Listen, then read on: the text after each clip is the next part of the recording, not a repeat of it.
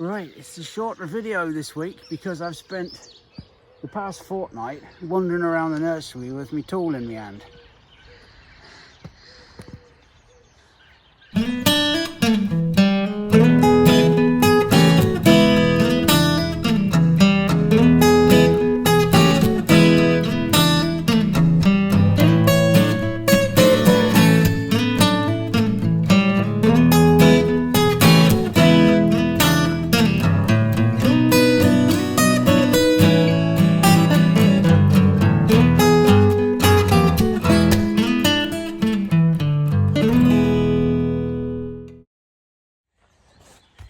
Today, do you know, it's snowing off and on. We had about half an inch, 3/4 of an inch of snow earlier, and what is it? It's April the 9th, 10th, something like that. And it's really horrible. -6 last night, so it's quite cold. I've been clearing out this glass house because we have pelargoniums and fuchsias arriving this week sometime. We're now going to be having an awful lot of stuff coming through very quickly, and we've still got a lot of potting to do.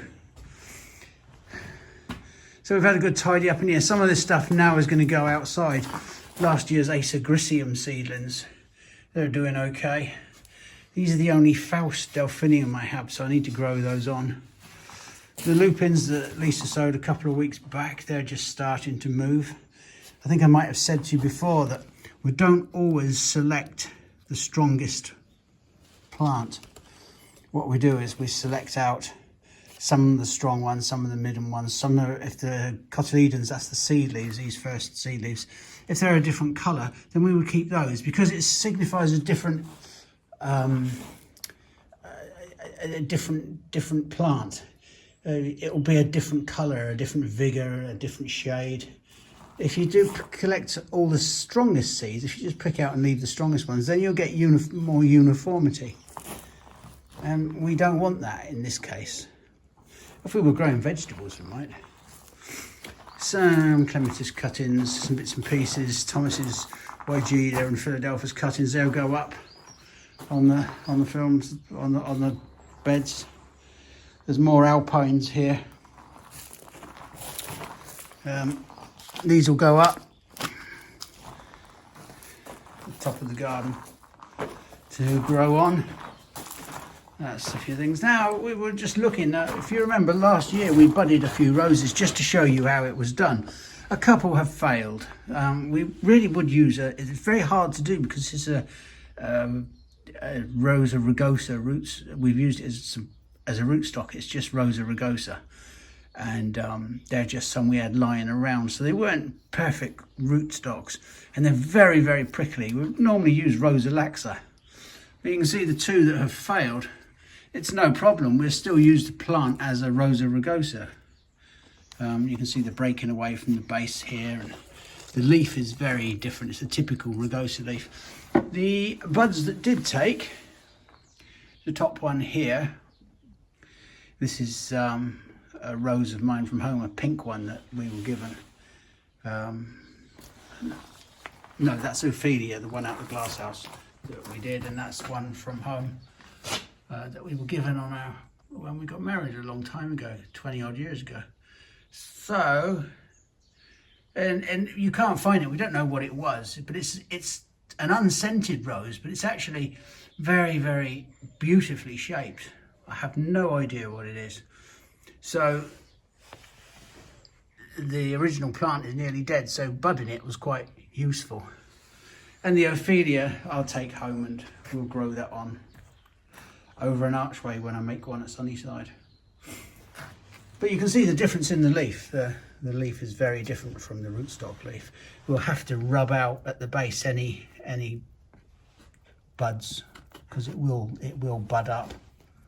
But once the vigour gets into these, I'm hoping it will stop doing that. But as I say, that we would normally use Rosa laxa as a rootstock, but in this case we didn't have any, so we just found a couple of old plants and trimmed them back just to show you how it was done. We've had so many leaks after the winter that we have to replace taps that have broken in the winter. A lot of underground pipes, because we're on a hill, there are areas where it traps, the water traps, and we've had such long periods of frost that some of these have just cracked the pipes. So for the past fortnight I've been putting drippers into pots and replacing ones that have broken, and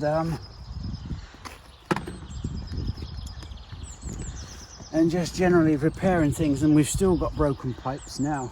It is a nightmare when, you know, we've got a bit soft because we've had a few easy winters. But these little plastic pipes, taps, are quite useful. This is a manifold. This is a thing I've come up with. It's PVC pipe, and there's a T-piece with a connector that has a male screw thread on the bottom. You'll see in a moment. I know this is a bit nerdy, but it's something we have to do quite a lot of.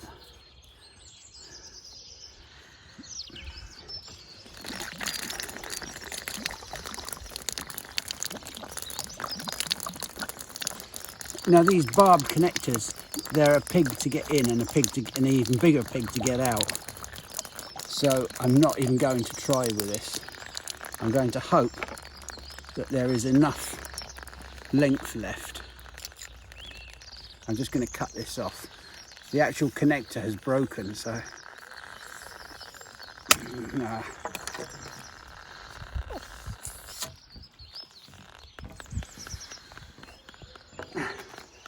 So what we need to do is just put in a new pipe.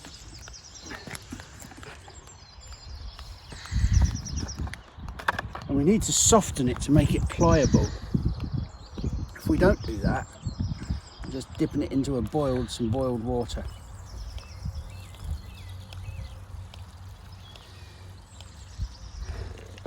It only takes a minute.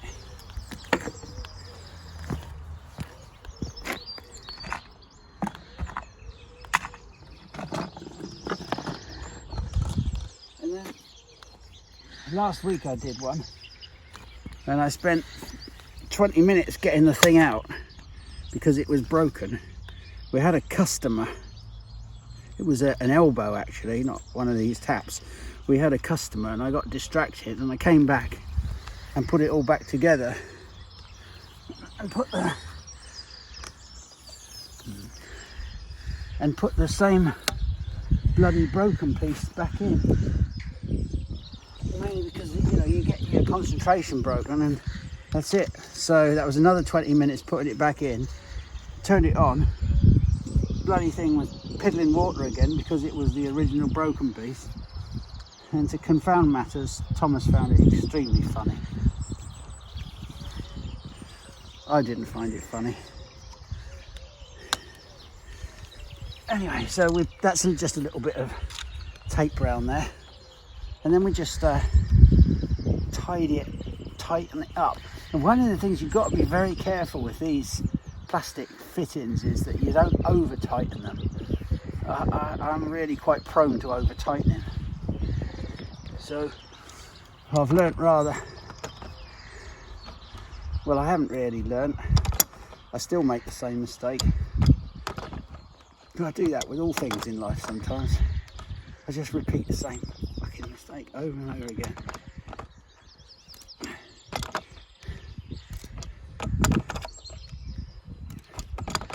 Yeah, that's it.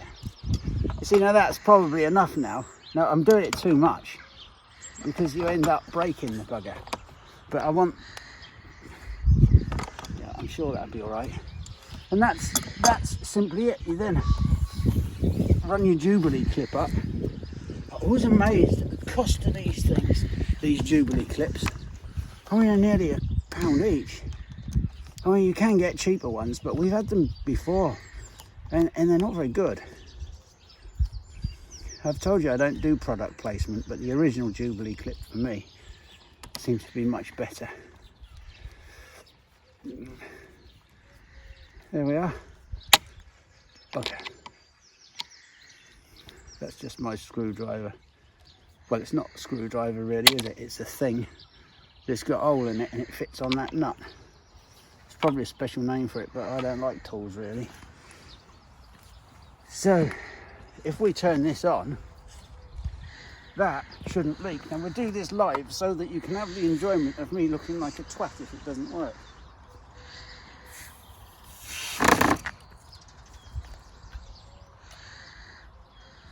There's a bit of water pressure there. No leak. Who's a genius then? I'll take my hat off. Have a look at this. This is another leak. Now this one is much worse. If the cameraman can point down there, that is an underground pipe. It was a system that was put in nearly 50 years ago.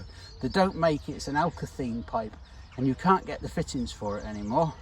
And it's a slow leak, and it's really annoying because we've got to lift up 2 paving stones, so we've got to dig a hole, expose it all, clean it, and then try and work out how we can repair it. We can still use the system at the moment, but it's annoying. Winter brings its problems, and can I just show you something else? Talking about water flow and things rising up in the spring. There is another persistent problem.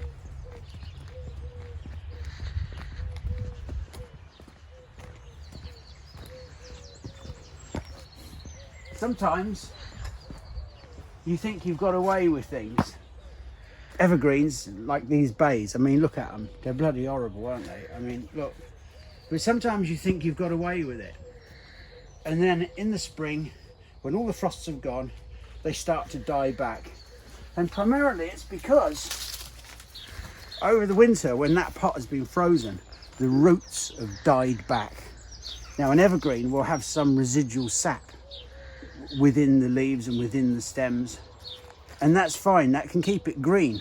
But as soon as the spring comes and it begins to warm up, the plant tries to pull moisture up, it pulls sap up, and as soon as that happens it can't do it because it doesn't have the roots.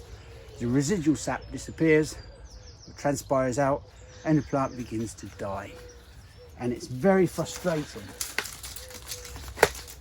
And you can see some of these have, anything that's evergreen is at a risk of that. Sometimes even deciduous things, they start but they haven't got the root system, it's died back in the winter. It does in many respects, it's like a natural selection.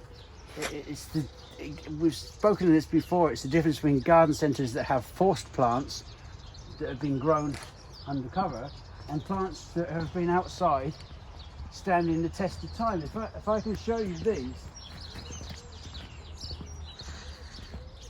these are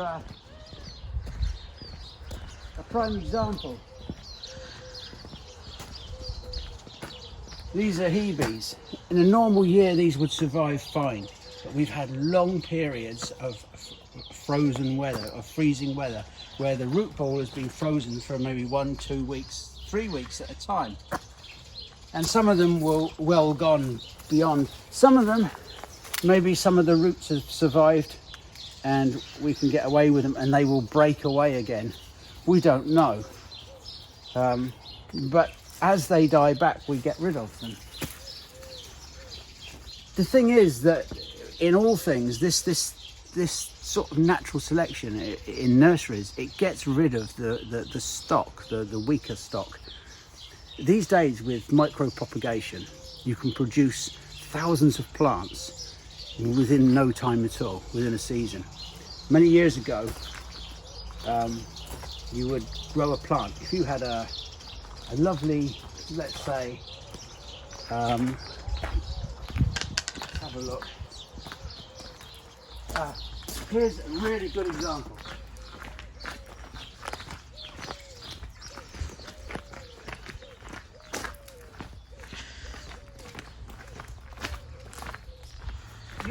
before the ages of micro-propagation, and you grew 100 seedlings or 1,000 seedlings of a plant like this heuchera, you would propagate it vegetatively. You would divide little pieces off, and then you'd pop them up, and the next year you would do more, and then the next year you would have more, and you would bulk up it like that, and over about 10 years you'd have lots, and you could sell lots then.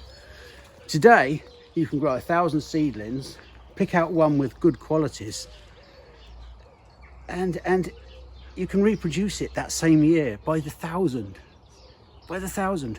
which is fine, but you don't know if that seedling is hardy. You don't know any of its qualities, and it's so open to manipulation, that system. So you've had lots of echinaceas, lots of heucheras, lots of other plants that have got plant breeders' rights on, because there's big money in it with an unusual variety. You sell hundreds of thousands all over the world, but they've never stood the test of time. They don't do the trials on them that you naturally did when you had to vegetatively reproduce them. So if there is a new plant on the market, it's probably worth waiting a year or two just to see if it's hardy. Unless you're not bothered and you can, you're happy to spend a tenner.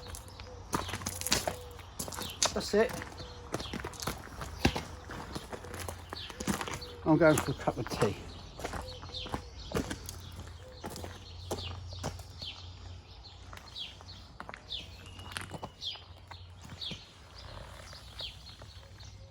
Is he licking his balls? Oh, I forgot he got any. I don't know what's going on in there.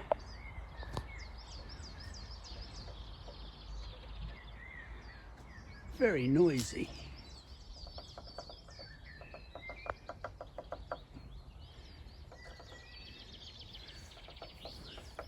Probably a tit. I don't like building work. I don't like construction of anything to do other than garden things. I don't like them. But if you remember last year, we cleared off the ivy of this house and at Sunniside, and the ivy's all gone. We exposed this petunia sword and sort of ship's wheel insignia up the top there. No idea what that is. But because it's a bit of a sunny side, it's the side of the house and it's very sunny here. But nobody really goes round here much. We have the oil tank here. But I decided, because I don't like washing lines and I don't like them spinner things that are supposed to go round, but they never go round. They just look like a fucking thing in the middle of the lawn. So I've got this thing from Hills. That's who it's from, and they're not paying me to say that. And this is like a washing line. I've been farting about with this all day. It's not my sort of thing, especially when it's a stone wall and it's not even, and drilling into stone is not easy. But anyway, it's on there now, so it means there's a washing line, and I should get lots of brownie points for this. But Lisa hasn't used it yet. And I think it's wide enough for her drawers.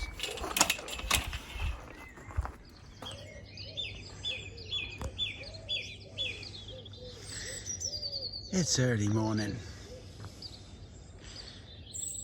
Lovely time of the day. Sunniside is looking bare. And it's going to look worse. I haven't done a lot this week because it's the next 4 weeks are really plant week.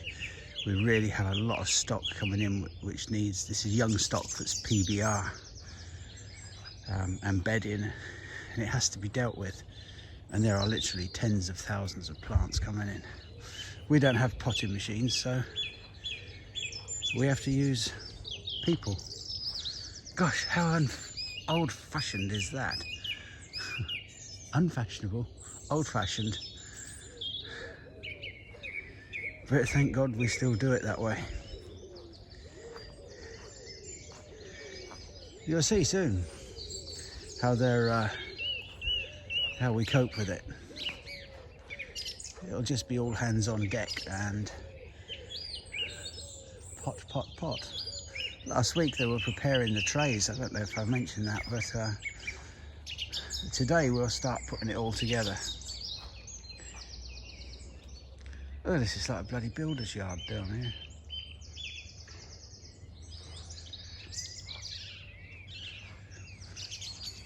It's going to get worse. I keep saying that. These damn nettles coming through the grass. This grass will probably be relaid sometime or resown. I prefer to sow grass seed onto a nice flat seed bed. You can choose the type of grass that you want. As I don't have small children, I don't really want a hard wearing grass, I want a nice grass. But there's so many paths to put in to get down here. You have to think as you get older, you've got to have access to your garden, and these old paths that I put in 25, 30 years ago, you can see we just made them with the stones that were dug out the garden. This garden grows stones, bits of rock, and look at that, some of them are really quite big. Yeah. And you stand on one of them, even as a young person with good balance, you fall arse over head. So I really do need to think as I get older to put in good paths. And you know, when I've departed, Lisa being 14 years younger than me, she'll need to have something that's not dangerous. Yeah, look at that. That's the washing machine. Washing line even.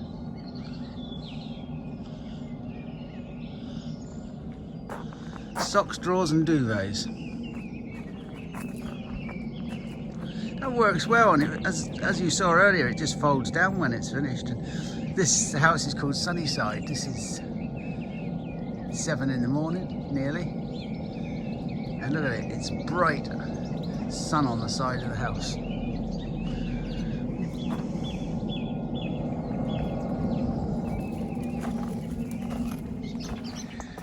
It's going to be a busy day, and I'm sure there will be challenges and problems, such as fucking irrigation. Yeah. So, here we go again.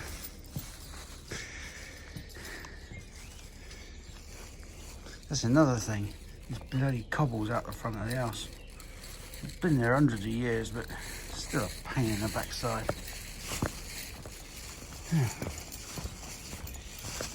Yeah, we just have to go get on, I suppose.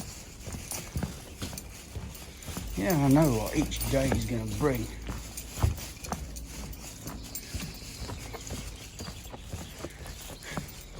I am lucky in that I live in a very attractive village.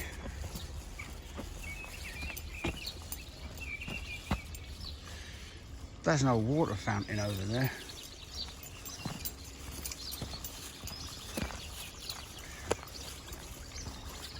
Look at that. This is where people used to, years ago, just stop their horses. The trough. This is completely stone. The trough is for the horses. That there, the inflow from the water, it's spring fed. The inflow from the water was for the people. It was restored about 20 years ago. I remember them doing it, Barry Alderson.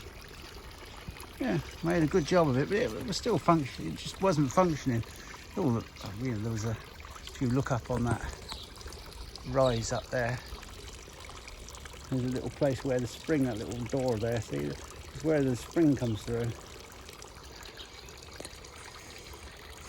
Yeah, fascinating.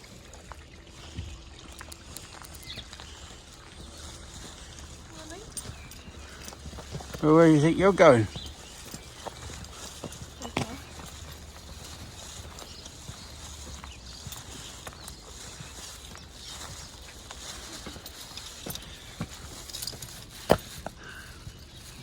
Hey, look at that. I've got that all the way home in my ear roll. Clara has been moaning and bitching for years now, haven't you? Yes, moaning because and bitching. You don't understand, because you're a shorty, and you were going to say I'm actually short the tallest girl here, and also Jan. Girl, you're taller than anybody. Well, yeah, but I think John's just slightly, but basically my height. Anyway, so for tall people, this is a tall bench like extension that we've added, and I'm so happy. It's literally a blessing from heaven. I am so serious, just because I did not realise. Actually, look right where, because it's, you know, look at there. And even if I have my back straight, so I used to just hunch a bit because it's easier to get the plants and to pot them up and to actually look what I'm doing.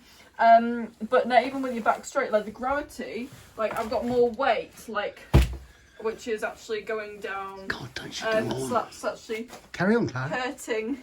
Eventually, over time, that's actually hurting your lower back because of the gravity and the balance. You know, yeah. Even if your back's straight and your neck won't be very good because I'm always let's down. see you functioning over this one. So now this is more just below my belly button, and it's amazing. So now, and I can reach over there. And see, I can have like a proper posture, and I don't feel it on my back. Like I feel the difference. Like, I mean, I don't have achy back anyway because I'm quite young. But over time, like if I carry on with that anymore, then I'll just be going down the old route early, to be honest. On a brighter note, I predict it's going to be a massive blossom year this year. These trees are really budding up well. There's a lot of flower bud on them. Last year was all right, but it wasn't a big year. I think this year we come down these. You can see these are all flower buds, more or less at the mouseier stage. Now, I don't know if we've been through this before, but I don't like growing dwarf trees, dwarf rooting stocks particularly. I don't mind the semi-dwarf in 106 like these are. And these are on a 106, so they should be about 2 or 3 times this size. But because we applied them summer pruning, we're able to keep them, you know, restricted. It's quite important that you don't always, if you've got a smaller garden, you don't always have to have a miniature rootstock. Not if you summer prune. You can grow trees on a 106 rootstock as a dwarf pyramid or a dwarf bush. You'll get a better quality fruit and larger fruit. On the dwarf rootstocks, I've always found you get more fruit, but of an inferior quality, often very smaller. Being on a dwarfing rootstock, a very dwarfing fruit, the tree is stressed. It really needs staking for most of its life. And because it's stressed, it's constantly trying to set seed. And, you know, like anything that's towards the end of its life, it tries to reproduce itself in the plant world. That's why you often get a bumper crop of plums a year or 2 before the plum tree dies. The plum blossom is really dense this year. Look at that.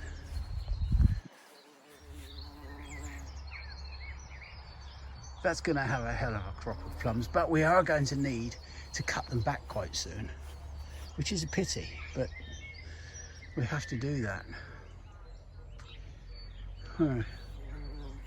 Should have been done last year. We've they've got a little bit out of hand, these plums. They need taking in hand. It's very hard because they're so old, and you don't want to get them diseased, and you don't want to be pruning them in the winter or so forth. I've got a bit lax as I've got older, and up there we need to get that ivy off of the top of that wall. Another task. We have bedding coming, which are just little plugs, just little tiny plants. So what we can do is just put soil, well, compost, all in the pots first, and that way, when the bedding comes, just like the machine does, we can just make a hole like this. All right, like this. Keep your knickers on. Basically, what machines do, they fill in compost and then they make a little hole and plug the plant in, and then they tamp it over, and then that's done. So you just quickly do that, and then apparently that's a quicker way instead of just, you know, pretending this is the plant like you usually do with those pots, with the bigger ones, and like you have to sort of like put the plant in, and it might just be a bit of a fanning on. So apparently this is a more quicker and efficient way. So what we do is just prepare them a few weeks in advance. We need about 200 trays, or well, more than 200 trays. 200 trays. We need nearly 400 with the round well, ones. I need to do at least more 200. So, and the trays are 20, so 20 plants in each tray for those ones. I've got you. And it's great because most of the pots are actually recyclable, the new ones, because these used to be actually all black. But now we've upgraded, so that's good. Okay. Oh, sorry, had you finished? Sorry, I hadn't realised. My brain's working today, you know. Sometimes it doesn't. Look at that. It's a very underestimated small tree, that. As we've spoke about, and we've been quite rude about its name and things, and it needs a bit of a shape round. But that's a medlar. It's just, look at how lovely and fresh green it looks. It's probably going to have, it didn't have much of a crop last year, so I suspect it'll have a good one this year. I can't see much blossom, but I can feel it in the bud. So I suspect that's going to be quite a good thing. It's a lovely tree, a lovely sort of naturally semi-weeping tree. Always a talking point. You wouldn't have, if you've got a small garden and only have a chance of say 2 or 3 little trees, then it's not something you would go for. But if you've got a big garden, it's worth having one. If you remember, towards the end of last year, Thomas pollarded this. This is a Tilia winter orange. Now it's worth having a look, because all the growth that comes from it is going to be 1-year-old growth. Yeah, and people go, oh, you can't cut it off like that, and they get all sort of like, you know, sort of brown trousered about it. There's no need. Look at this. You go into this bark. Can you see these buds here coming all the way up? There's some more. Look at these. So, you know, that's going to fire away. It'd be really interesting to keep an eye on it this year. Look, even up there. So I think it's going to form quite a nice bush, and then over the course of winter, when it's lost its leaves, and the leaves are a nice butter yellow, over the course of winter it's going to look beautiful, because you're going to have all this lovely orange and deep red buds. Well, it's getting quite busy now.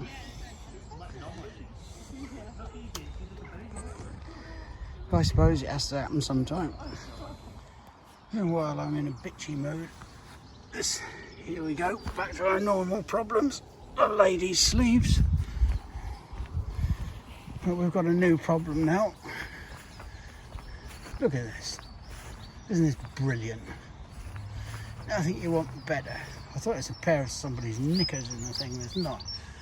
It's like, why would you drape a face mask over there and just leave it? Why would you do that? I've got to pick that up, and that's like stinking. It's not just the first one we've had. It's about the 10th one I've had in about 4 days. Oh, I'm glad I'm packing up. One of the most beautiful plants, and one that I'm going to put into Sunniside, are these weeping larch. The stiffies that we were talking about last week with Thomas, and he was being particularly smutty about them. Innuendo. It's terrible. Terrible thing for a young man to have. Anyway, it's 2021, you know. These are much more woke times. Anyway, the good thing about the larch is that lovely, graceful, sort of arching habit, and the lovely fresh green spring growth. There's another one down here called Pewley. I only have the one, and it's not for sale because we want some material from it. It's a beauty though. And then of course, if we go along here, we can see the ones that Thomas has been training. These are one called Little Bogle. I think we just took the top out of these to see what would happen. There, now look at these. Stiffs weeping. Trained up much higher than the other ones, which we've trained for just to hang over the edge of a path or a wall or something. But these are much taller. And they are now developing that lovely greenness. There are not many deciduous conifers, and larch is one of them, probably the better known. Metasequoia's been another, but absolutely just lovely, lovely plant.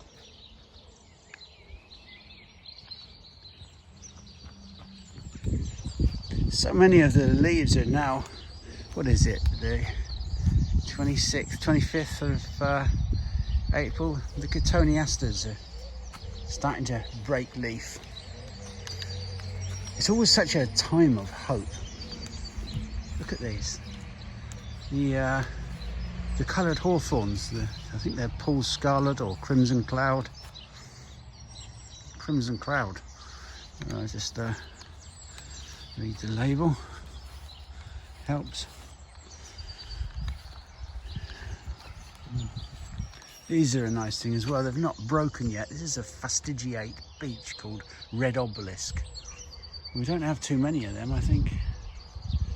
There's just the two. They are lovely, a lovely red column. This is another one called Doik Gold. Not out yet, but we'll revisit those. There's a few little laburnums. Liriodendrons, crab apples. But the gaps, there's so many gaps here now. This was all filled up.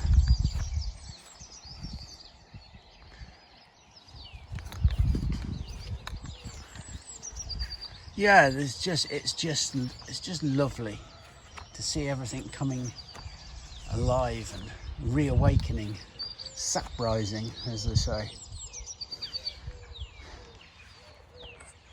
And the prunus we've spoken about before, this is the Sargentia or Sargentiana.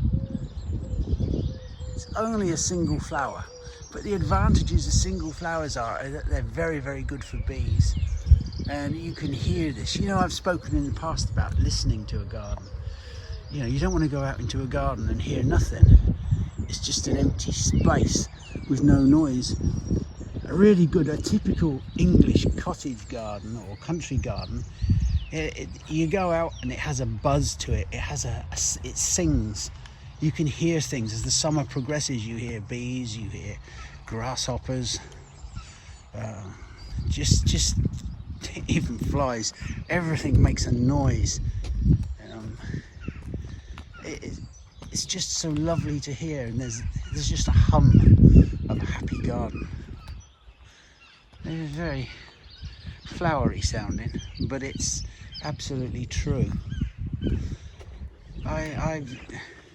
It's one of the greatest joys of life to walk out to a happy garden. Unfortunately, a lot of the plants, especially bedding that we're planting now, are double flowered, and the double flowers, they're completely irrelevant to bees. You need single flowers for that. Just have a little look in here. The Caltha palustris with the yellow flowers with us are not great sellers. But that's a double flowered kingcup. All the single ones have gone. So while it's very beautiful, it's not going to benefit bees in the slightest. The trilliums will.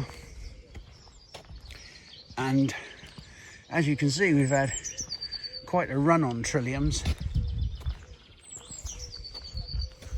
All of these empty spaces are sold pots.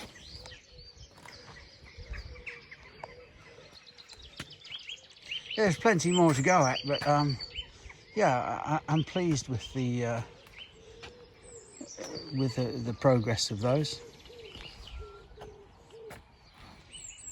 London Pride, straightforward London Pride. You can't get a nicer, simpler plant.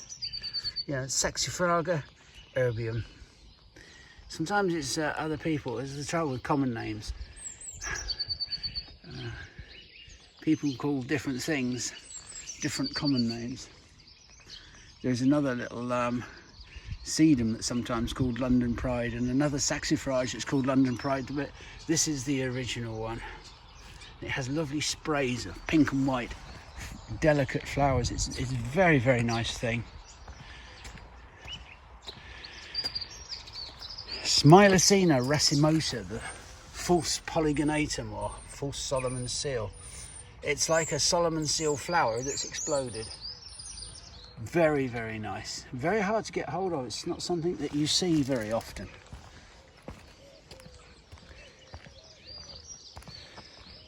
Simicifuga, now called Actia. Actia is a short, ugly name. Simicifuga, spelt with a C, is a much more rounded, beautiful name. It sounds like a Monty Python sketch. Many years ago there was a Monty Python sketch about tinny words and woody words. Tinny words like tit, or, well, anyway, you know what Monty Python was like. Yeah, Actia. It's just a hard sounding name. It sounds like a fucking skin disease. Actia. But Simicifuga was a much, much nicer name. I don't know why they have to change these things. I can't ever remember. God knows what they've done with Shiza stylus. I can't remember what that is now. Even Dicentra. The Dicentra's the lady in the bath, Dutchman's breeches. That bugger's had its name changed and all. And that is unpronounceable. I don't know what that is. Where does it all end? Delirium and insanity, I expect. Where is that dog? Has he had another breakfast?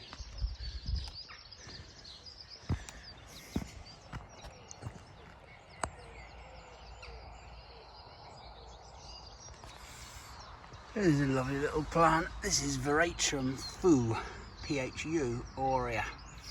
Yeah, we've spoke about it before, but it's a lovely gold splash of colour, lasts for ages. I said Veratrum, didn't I? That's bollocks. It's not that. It's a Valerian. I will put the proper name on. Oh, God. And the Veronica gentianoides are coming in and budding up nice now. You can get these in the garden centres now in bud, but generally they've been forced, like a lot of garden centre plants, they've been forced under heat. So if you stick them out, they get hammered by the frost. You have to be very careful this time of the year with things. These will be alright. I mean, they've stood the frost. Everything that we have sits in the frost, and we lose some stuff, you know, stuff gets nipped back. But I'd rather be selling plants. Look at these little bastards. This is Tricertis, a toad lily. We had the young plants under cover to stop waterlogging more than anything in the winter. Potted them up, put them outside. They had some foliage on, and it's been frosted off. And we have hundreds of things like that around. It grows back. The majority of it does. But I'd rather be selling plants that have survived some frosts and have been grown hard. I don't like plants that have been forced up unnaturally. Certainly not for, I don't mind it so much later in the year, but certainly earlier in the year, you really don't want it. These Eryngiums we've grown hard, and you can see there's Neptune's gold. These are the sea hollies, look at that. Now that growth is natural growth, it's not been forced. Beautiful blue flowers. It's an expensive plant, but a very, very nice one. Jade Frost. That's another nice Eryngium, the variegated one that has a lovely pink and green and creamy foliage. And then it has the lovely bright blue flowers. Typical sea holly flowers. And the sedums, all grown hard. The lobelias over there, grown hard. Irises, likewise. And this is just another one called Big Blue, that we have a big pot of it, and when it's in flower, it just sells it. Marina longifolia. I know it looks like a fucking old sow thistle, but it's not. It's a very unusual. I can't describe the flower. It's a sort of a round-headed spike of white flowers with sort of long, sticky out, pinky things. You have to look it up because that is beyond my description or my descriptive abilities, even. There you go. Where else can we go? Hexacordas. Most of those have sold now. I get so busy here at the moment. Yesterday it was manic.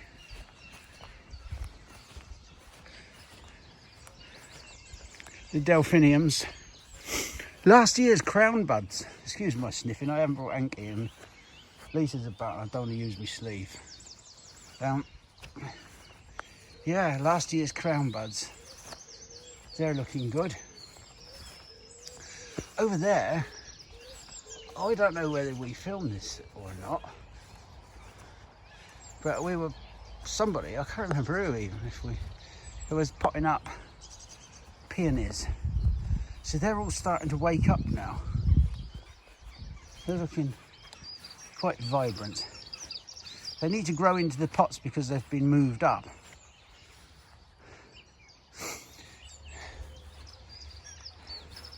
Young varieties. Do you know what that is? Looks like an echinacea. They're the coneflowers, the echinaceas, yeah. We tend to put them in the smaller pots. We could put them in a bigger pot, but if they get waterlogged, they just don't like it. They don't like waterlogging. And there's more perennials here.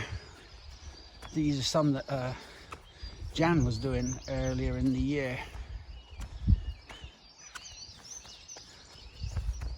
Yeah. There isn't.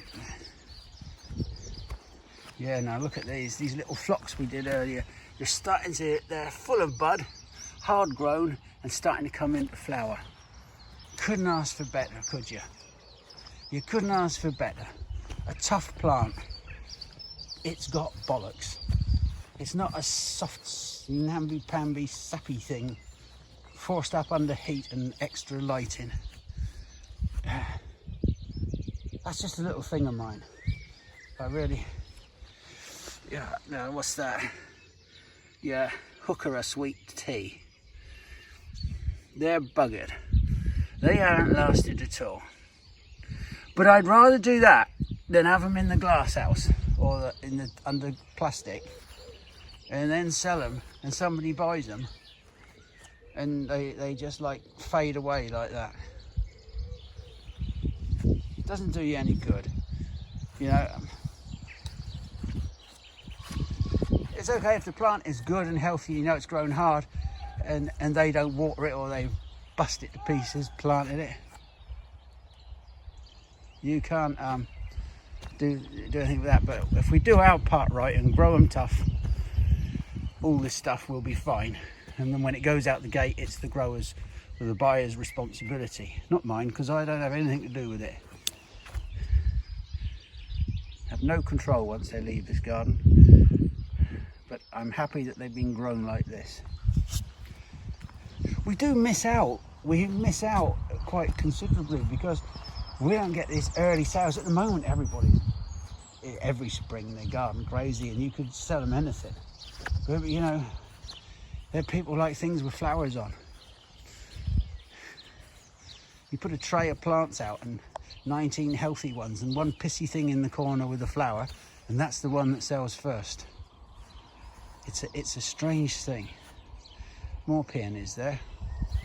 Oh, right, now all these little alpines have been out for the last 2 or 3 weeks, and they're doing fine. You remember these were the ones that we did? Starting to really grow in now, looking good. You can see these are starting to spread out, and they've been really frosted. They've been really hammered by the frost, and they're fine. It's you don't want some of these things in tunnels, because what happens is they're just they stew, and you don't want a stewed plant. You've effectively braised the poor little thing. They're alpine plants that grow above the tree line by rights.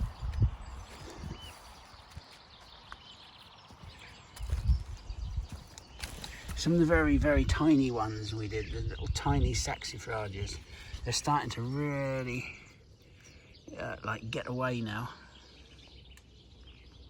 Very happy with those.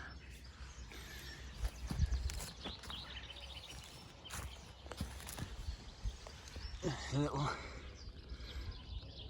I don't know what that is. I thought it was some sort of phlox. It's very pretty. Yeah, it's a phlox called Waterloo.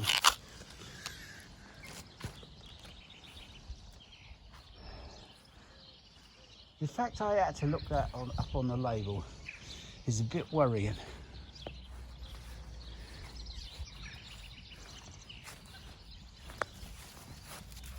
They've had another rabbit. Oi, oi, come back with them guts.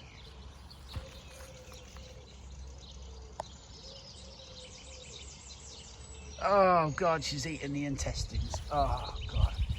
Oh Jesus. It'll be on my bed later, licking the side of my head. Oh, it's disgusting. Absolutely gross. Jack Russells. Oh, I wouldn't want to live without them, but they do have some disgusting habits. I have here 4 quite rare plants. Well, rare, but they are lovely. This is the Sanguisorba canadensis, snake root, or blood root, sorry. Beautiful little thing. Lovely little spring flower that spreads around. Anemone Nemorosa Vestal, another lovely little spring flower. Erythronium pagoda, lovely clumps of, it's a Japanese form. If we go over here,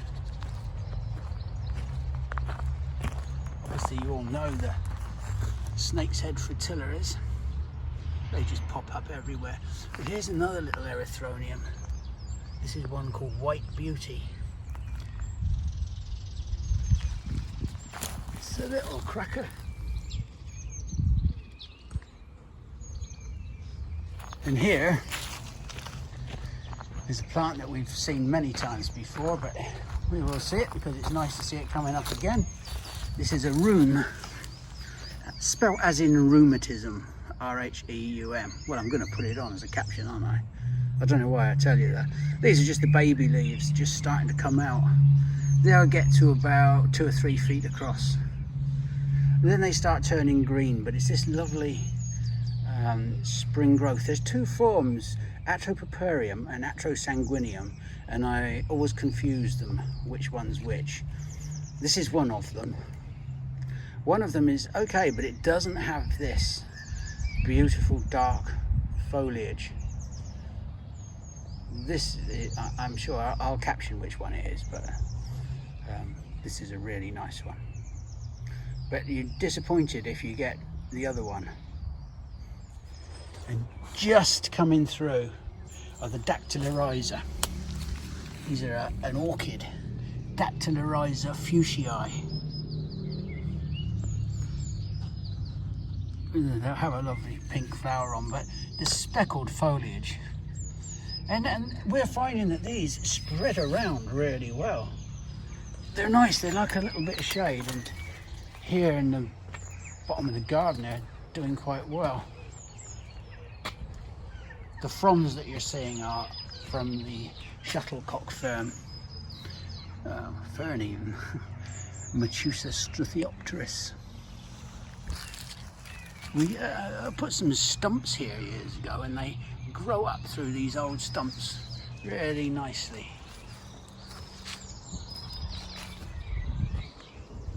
The lovely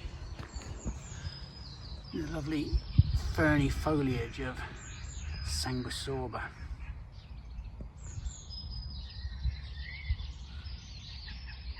Is it Sanguisorba? I'm not sure now. Why do I forget so much stuff? It's awful. Never mind.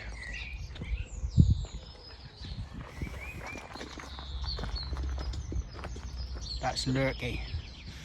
That's my son Jan. Eves. Strange name, that. I don't know why I called him that. It's a Cornish name. Where are we? This is Osmanthus. Sorry, Osmanthus delavei. I always thought it was Burkwoodii, but Thomas is convinced it's a delavei. And we cut it back a couple of years back. You can see where we dropped, well, opened up the top, the bottom, and then sort of let the top drop over. It's come into its own now and is looking quite magnificent.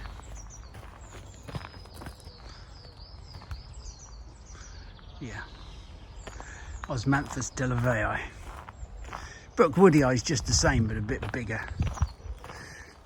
The other thing that's worth looking at is how we dealt with the Delphiniums. If you remember, we put them into these cages. There's the veratrum. This is the I've probably told you this before, but this is it's a pleated plant. Always reminded me of them old pleated skirts that teachers used to wear, the female teachers, that is. Just get them from Marks and Spencer's, I think. Yeah, they had pleats in, and they always had sort of like a shelf on their arse. You know, what I was talking about, oh, look at those Cryptomerias. Now, isn't that looking lovely? We've underestimated these. This is a beautiful plant. Cryptomeria, Japonica aurea, elegans aurea, and there is Cryptomeria Japonica elegans, and that changes to a deep purple over the course of the winter. I've gone on about it before that they have this, when you have a dew or a shower, they look so lovely and the drops hang on the branches beautifully. This is Roman candle. The new growth will come out really, really, I think this is one that Matthew found on the nursery originally.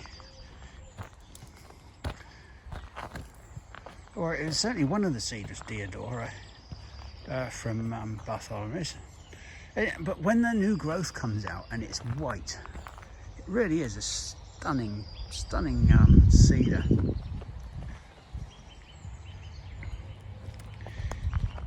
Yeah, we were going on about the Delphiniums, you see. This is the glory of these cages that I put up last year. Because we newly planted them, the Delphiniums weren't so big. But now you can see they're going to get up there 4 or 5 feet and they'll be held up perfectly by the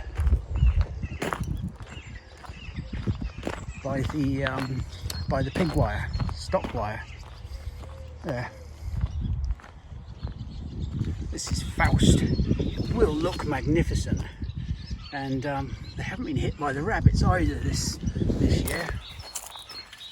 There, you can see in there it's going to be one that can go as tall as it likes, and the wind is not going to blow it over.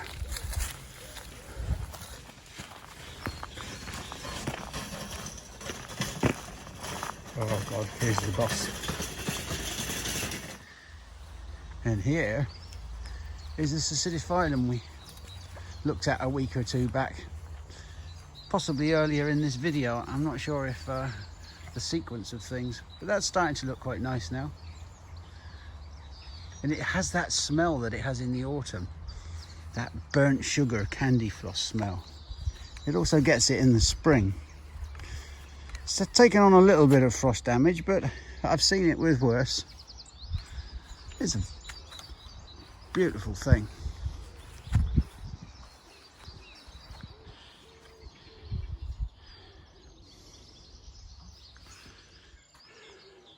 So this is Amelanchier ballerina. They are a lovely group of trees. But you can see that the blossom is much whiter.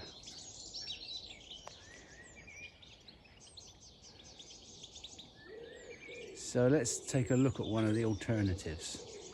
And this is Robin Hill, the Amelanchier. Now it's in full flower. The colour of the leaf gives it a slightly pinkier twang. It's not as white as the ballerina, but it is very it's very nice. It's not just the bloom, it's the colour of the leaf as well, that sort of salmony orangey colour. Yeah, it's a very, very nice plant. And it's considered a small tree. I mean, when you consider a small tree, you think of sort of under 20 foot. Most of the flowering cherries are on cult rootstock, which is 15 to 20 foot, I suppose. I like this poetry corner. I'm sitting on the little bridge, just looking down the stream, and it feels like midsummer, even though it's still just spring, and it was -3 in the car when I set off this morning, but it's glorious now. I have decided I'm going to read the love poem that I thought I wouldn't read last time, because even though it is a poem about love, it's also a poem that reflects on how fast the seasons change and how quickly life passes, really. So I'm going to hang it around that it's a nature poem rather than a love poem. I mean, Malcolm won't be pleased, but the beauty of it is it's very, very short. So honestly, by the time he gets his dander up, it'll be over, so to speak. The poem's called Birthright. Lord Ramesses of Egypt sighed because the summer evening passed, and little Ariadne cried that summer fancy fell at last to dust, and young Verona died when beauty's hour was overcast. Theirs was the bitterness we know, because the clouds of hawthorn keep so short a state, and kisses go to tombs unfathomably deep, while Ramesses and Romeo and little Ariadne sleep.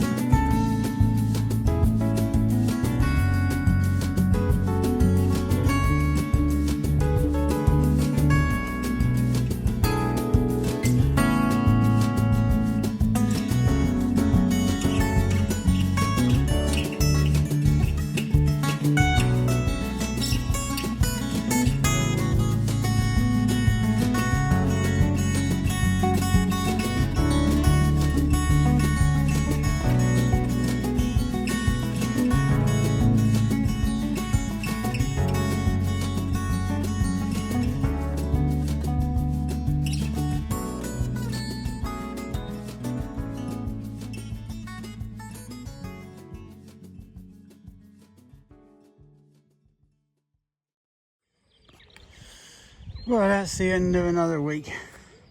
Fortnight. Look at that.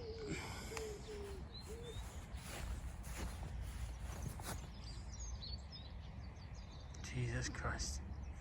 I just don't understand. I really don't. People must be more careful with their bloody masks.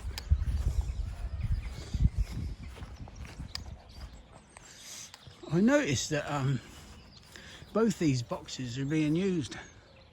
One there, one there, one overlooking the other. Isn't that nice? Okay. Here we are, we have the after 8 mint game. The idea is to move the after 8 mint from your forehead down to your eye Oh, fuck's sake! and put it in your mouth without swearing. Alright. I've got it on my nose. I'm just gonna eat one now because I All right, it's in my eye I think I socket. might enjoy it. And Thomas is the winner. Oh, never! I'm so bad.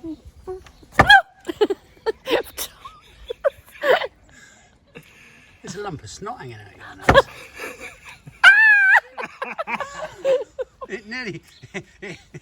It